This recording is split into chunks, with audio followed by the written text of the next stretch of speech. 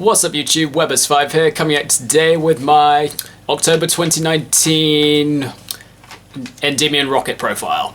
Before we get into the profile guys, just a couple of things. First of all, I would like to apologise that there's been a delay on this profile. I did want to sort it on the Saturday after I was done at my locals, but my Wi-Fi was down in my house between Friday until Sunday afternoon.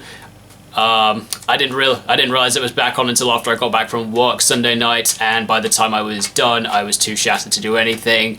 I was at work yesterday, so I didn't have the chance to do it then, and so getting to you guys with the profile now. And then also, other thing I wanted to say was quick shout-outs to the following for requesting the profile. So shout-outs to Hazard10X, David Valencia, and George Alberto Hernandez Sanchez. Thank you guys so much for requesting this. Now, without further ado, let's get into the profile. Okay guys, so starting the profile off with the Endymion engine. So we got our standard 3 spell power mastery, your rotor for the deck, 3 servant, your starting card, then 1 magister as an extender and searchable scale. Essentially servant plus this is instant summon, so it's amazing.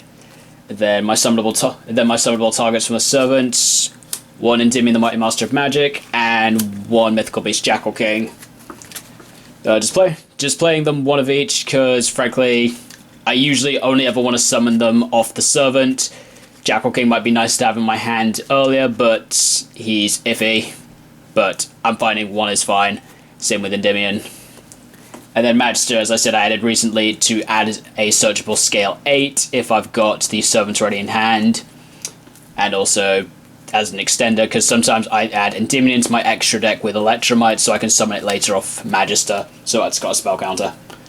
If I've chosen to go for the Jackal King. And then last card in my Endymion engine, I'm now playing 1 Magical Citadel of Endymion as well. This is just, again, another searchable card. It's also very easy, end of turn, get a spell counter on Jackal King if I need one. And also, very easy card that I can bounce in my own turn if I have to use Mighty Master's negate, and then subsequently just reactivate as well.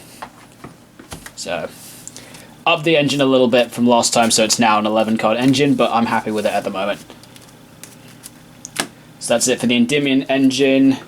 Next up is my Elektra Might Turbo cards. So start with probably the main one, which is 1 Foolish Burial, 1 Dragon Shrine for the 2 Dark Worm, and 1 Gate 0. So I'm liking it at this level because it means I don't brick with Dragon Shrine, because Dragon Shrine's a hard once per turn card. Foolish Burial has application for me to be able to send other things as well. Generally, I'm going to use it to send one of my dragons, because most of my dragons have the best synergy. And 1 Gate 0 because naturally I don't want to see it, I just want to search it. Then next turbo cards, 3 Chronograph, 1 Time Gazer, because they're still really good. Time Gazer's so much more useful now. It's just a good way to protect the Endymion scales as well if I do that before I use the effect of my, say, servant. Because one of the weaknesses of them is that they're very vulnerable to... Naturally, pendulums are very vulnerable to ghost ogres in the scales, so if you go effective servant, remove 3 spell counters, and your opponent goes, ghost ogre, it gets destroyed and you just get nothing, which is horrible. So Time Gaze is a good way to prevent that. And then last Elektra Might Turbo card, 3 Curtain Raiser. So yeah, I dislike that Curtain Raiser can conflict with Dark Worm, but he's still a really great way to just turbo out into Elektra Might if I need to.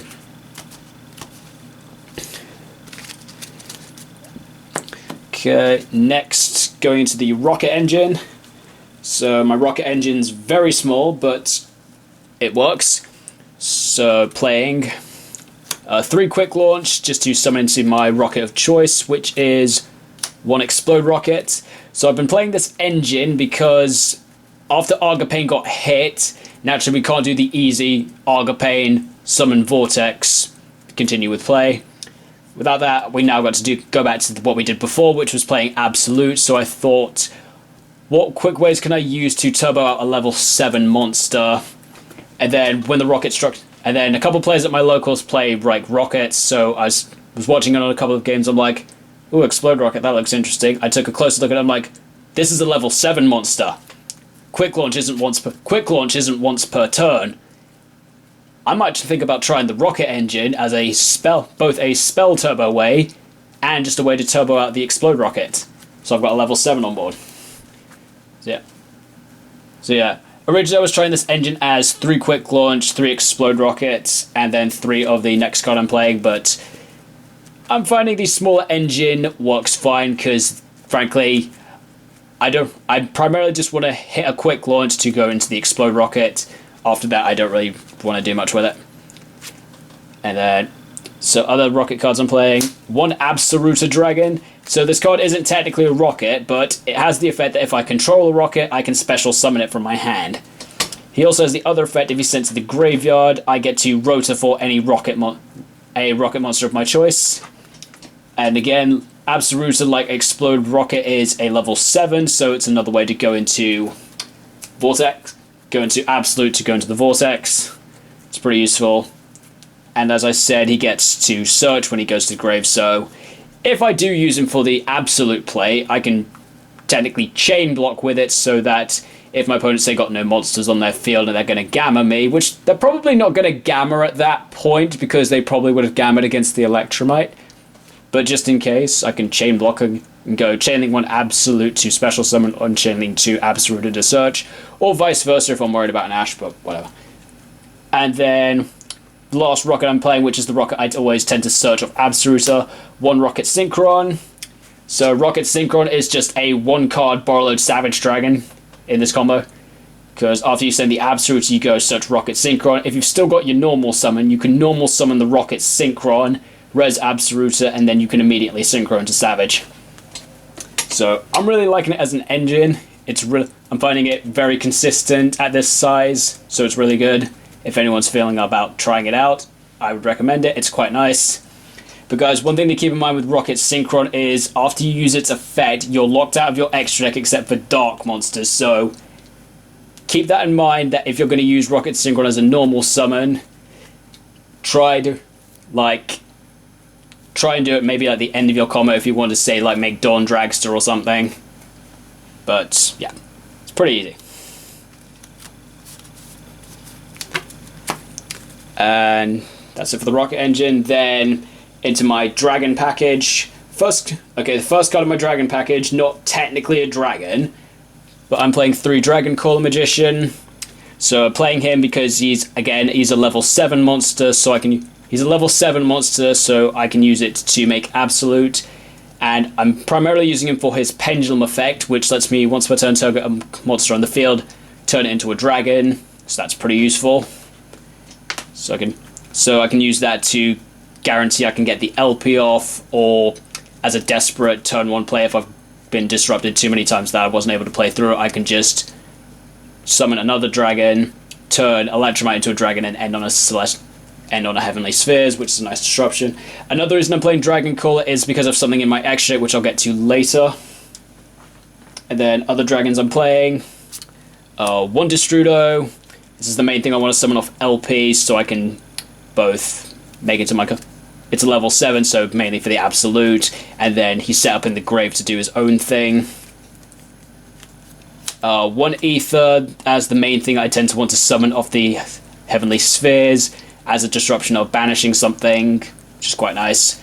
Some people play Sloth. Sloth's okay, but Sloth summoned off of Heavenly Spheres, that essentially changes your opponent's play to, okay, battle phase, attack, continue my play. Whereas a well-timed Ether can be quite nice as a disruption. And also, if you open it and you're going second, you can just summon Ether, effect banish something, which is pretty useful. And then also my secondary target off of Heavenly Spheres, 1 Odd-Eyes Persona Dragon. So that's pretty useful. If my opponent preemptively tries to bait out my Heavenly Spheres, sorry, those are my words. So if they bait out the Heavenly Spheres and I have to forcibly use it early, and so if my opponent's got nothing on the field that I want to banish, I can summon Persona, and then I've got an extra deck negate as well. Simultaneously, Persona is also really good, say, if I get hit with something like a Kaiju, Lava Golem, Sphere Mode, Nibiru, one of those. Because my monster would still have been tributed, I get the effect to summon something, and then Persona will at least leave me with some type of disruption on the field. It also is pretty good in tandem with another card that's in my extra deck, but again, I'll get to that later. So that's it for the monsters and engines, and then the spells I'm playing, and then so got one Dragon Ravine. This is because of something new I've added into my extra deck to replace the Argapane, and Dragon Ravine is also just a really good way to send Absoluta to grave, so I get a search out of it. So pretty useful like that. And then my other spells, basically just my draw spells. Playing 3 Allure of Darkness.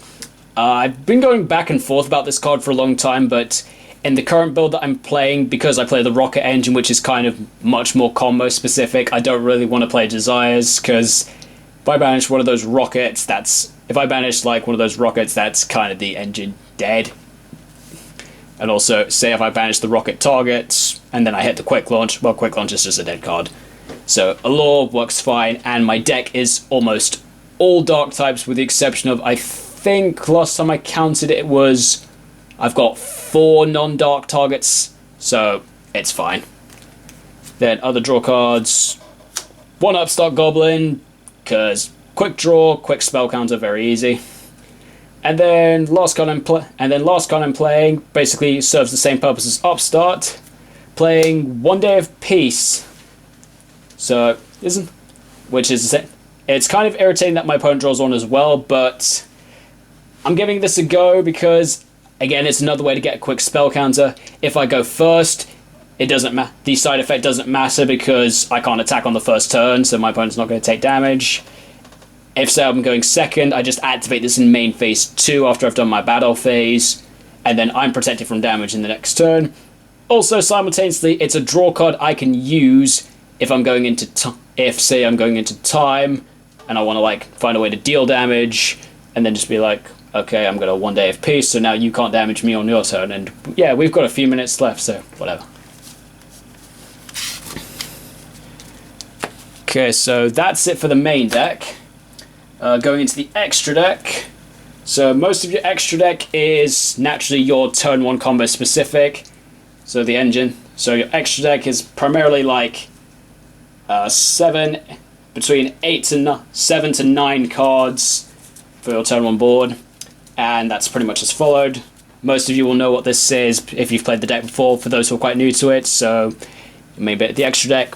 1 Elektra Might. This is your go-to first off scale, because Elektra Might is the best scale for Link Monster for Pendulums. Then 1 Guard Dragon LP. Even without the Argapane, LP still has its uses just to tutor out Destruder from the deck. Then 1 Triple Burst, because naturally once you've got LP on the field, you're locked into dragons, and you need a zone that LP can point to, and Triple Burst fills that need. Some people I've noticed are playing Yugioh. Yugioh's a good option, but if you don't have the right amount of resources, it's not as good, so I find Triple Burst a safe option.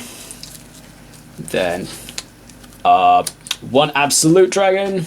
So this is what you use to go into the This is essentially what you use to go into the Vortex, since we don't have Argapane anymore, so Absolute's fine. Once you've got your 2 level 7s, overlay them, and you'll use your... And then... yeah, so use Triple Burst, Absolute, go into your next link, and then effect to special summon it. Which it... special summon Vortex from the extra. So yeah, naturally, the 1 Vortex that you're going to summon off the Absolute as well. And then, next card, which is part of the combo. Some people have been testing around with this. I also quite like it. I'm playing 1 of the new Dragunti Knight Romulus from Rising Rampart. So Romulus has pretty much the same summon conditions as Hieratic Seal, but you can also use Winged Beast monsters as well. So Romulus, when he's link summoned, you get to add Dragon Ravine, which is also why I'm playing it. And then also he has the effect, if a dragon is special summoned, a dragon or wind beast is special summoned from the extra deck to a zone it points to, you can if a dragon is summoned from the extra deck to a zone it points to, you can special summon a dragon or wind beast from your hand with its effects negated. This card is one of the reasons people have been tacking out a Morphage, Sloth, or Goliath in their main, because if they've got it in their opening hand, if they've got it in their hand, they can go make Romulus. So they basically go Romulus in tandem with Absolute after using the triple burst, and yeah, Absolute. So they go effective Absolute to summon, effective Romulus to search, because it's ideal to do it in that order so that you can guarantee the last thing that happened was a monster got summoned to a zone Romulus points to, so naturally you don't miss timing. And so then you go effective Romulus, summon a monster from my hand, summon a dragon from my hand with its effects negated. You summon the Sloth, or in my case, I could say, if I've opened it, summon Persona. And then, because those summon monsters' effects are negated, Sloth isn't live on your turn, so you can keep doing your play. So from there, you can link your remaining LP and the Romulus into your Hieratic Seal, so you've got your nice end board. And then during your opponent's turn, Sloth is live, which is quite neat. Which is a nifty little thing to do, but naturally, it's personal preference. I personally don't like Sloth as a disruption. I'd prefer something like, as I've shown, Ether, which is a banish, which is quite nice, and then also Persona, which is an extra deck negate. And then, your options of what you probably might go into with the Destrudo, so 1 Dawn Dragster as a spell and trap negate, or you also might go Borreload Savage Dragon as a level 8 negate if you've got the right levels. But as I explained, if you're going first and you still have your normal summon at the end of the combo, you can just normal summon the Rokket Synchron that you searched, bring back one of your level 7, bring back the Absoluta Synchron to Savage, equip it with the triple burst, and then it's got 3 negates on. Then it's got 3 counters on it, so 3 negates. So yeah, pretty useful, and I'm loving it so far. Okay, so that's it for the main combo bit of. So that's the main bit, which is the combo part of the extra deck. The remaining bits of your extra deck are kind of personal choice. So for my personal choice, I've gone for one Cypher Lord Lambda as my backup link in case I want to be able to spam monsters out of my extra deck again. I've chosen Lambda over something like, say, I've chosen it over Beat Cop because since Lambda's light attribute, it's immune to super poly. There's very minimum you can super poly with it. And I've chosen it over Lanphalinkus because it's just got slightly more stats. Then 1 Boral Sword because OTK, minimum explanation. And then other stuff I'm playing.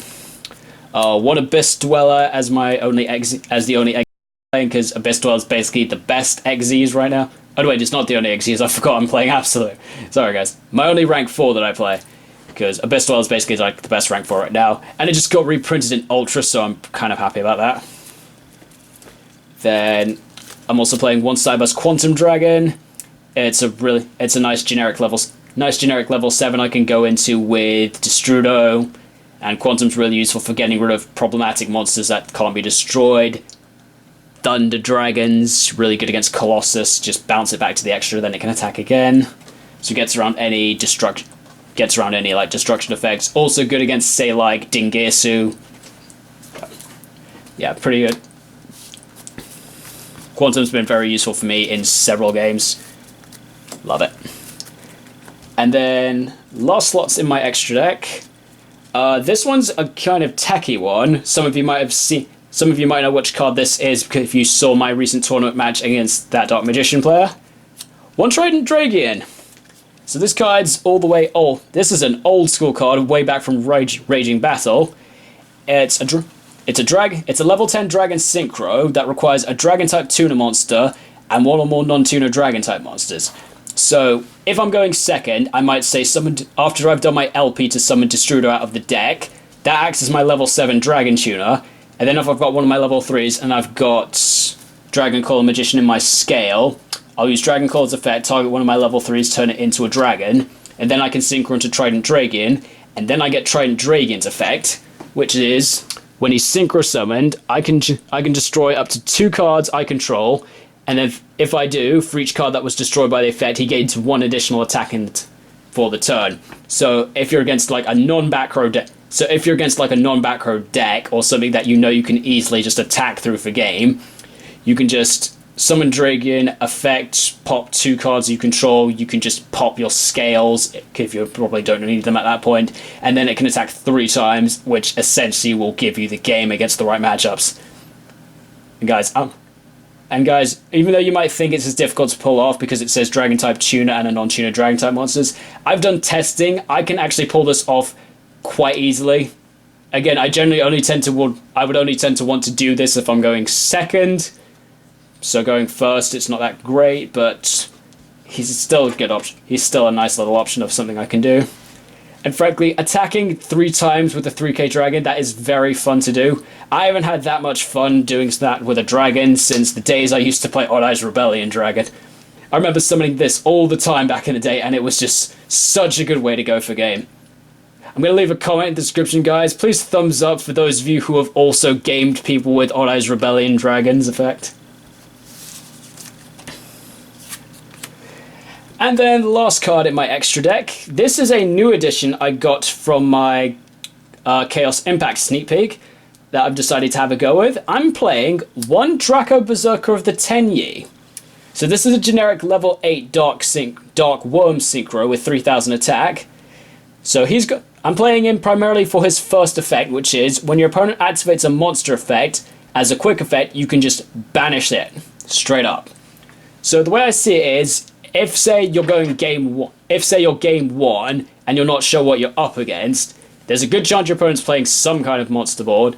So as opposed to ending on the Savage Dragon, if you feel you don't really want to, or you might want to save it till later, you can synchro into Berserker, and then when your opponent activates a monster effect, you can just banish it straight up, which is quite useful against certain.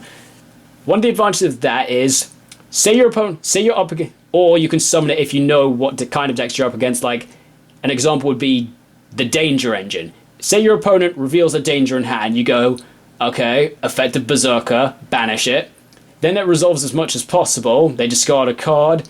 If it's not because the danger they revealed is no longer in their hand, they can't special summon it. Therefore, they don't draw a card. So, guys, you just took 2 cards out of your opponent's hand very, very easily. Other examples of cards that are really useful for Berserker's first effect are, in terms of like the Orcust matchup, because they've lost Mermaid, they're playing a larger Orcust engine and going more into the pure variant. So they're also playing things like now Longirsu. So I find Berserker is a nice, good way to counter the Longirsu as well if they go against you. Because essentially by the point they've gone to the Longirsu, if you've done your standard tonal opening board, you've probably used your Horatic Seal and summoned it. So they're probably, and if they're annoyed with your board, they're probably going to be like, okay, link it to Longirsu. It's going to point to probably at least one of your monsters. They can be like, effective Longirsu, target these 2, shuffle them back in to send one of your monsters. You can be like, okay, chain the effect of Berserker, banish the Longirsu. They resolve as much as possible, they shuffle back. You've now got nothing on the field that's linked, so you're safe from Longirsu, which is quite nice. So, another thing it's also pretty good against in terms of the Orcust matchup, obviously Dingirsu as well.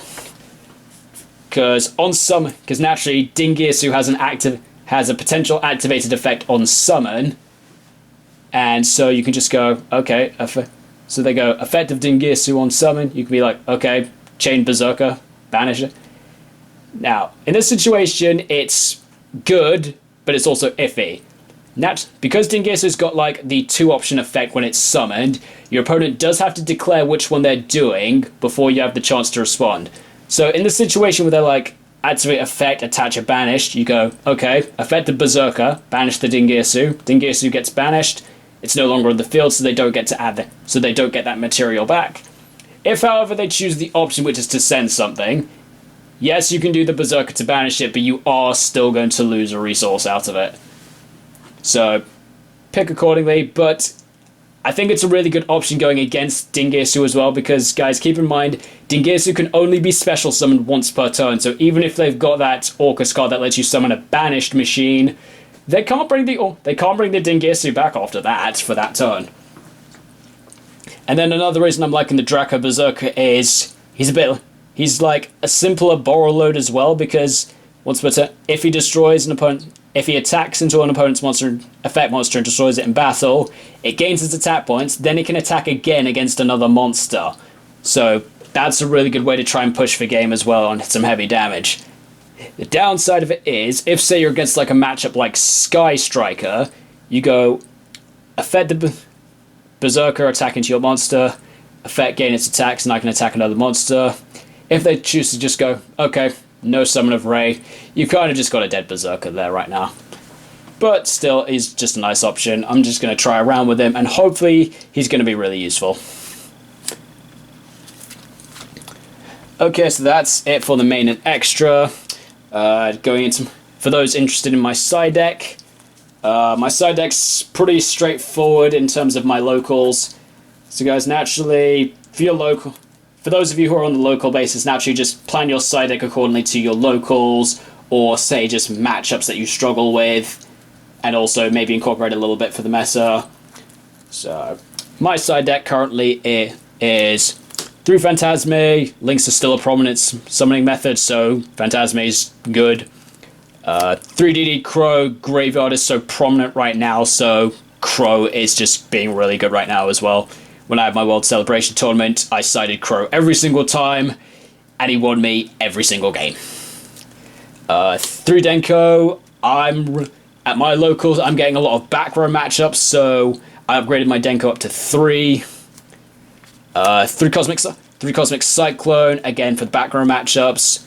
Also, I'm choosing Cyclone over things like, say, Twin Twister or MST, because I like the banish out of it. So against the Striker matchup, you can go Cosmic Cyclone, the multi-roll, or the 1 Widow Anchor now, and then that's just completely out of the game. You don't have to worry about it later. It's also good against the Orcus matchup in terms of Orchestrated Babble, which naturally has its own effect that it can recycle itself from the grave. So banish it out of play. That's your game pretty much there. And for Salamangrates as well, Salamangrates still pretty much only play 1 Sanctuary, but because it's a Salamangrate card, they can save it with the Bailings. You banish it, it's out of play, and that kind of slows them down a little bit. I mean, Salamangrates do have the Quick Play spell that lets them reincarnate, but they're probably just going to play that as, like, I'd say a 2-off at most, maybe. And then my last side deck card, playing 3 Red Reboot, because, like I said, I get lots of back row matchups at my locals, so going back to playing Red Reboot.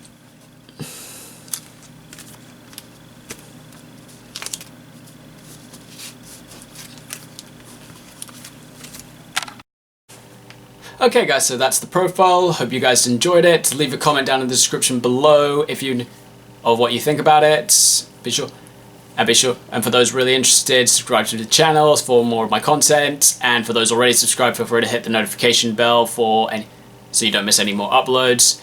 And also, a quick thing before I finish, guys, as I was talking about in terms of the Trident Dragon, it is a nice way to OTK, and then I was talking about Odd Eyes Rebellion Dragon. One thing I'd be interested in knowing, for any of you old school players that did used to play Odd Eyes Rebellion back in the day, let me know down in the comments of your favourite moments that you've done with Odd Eyes Rebellion Dragon.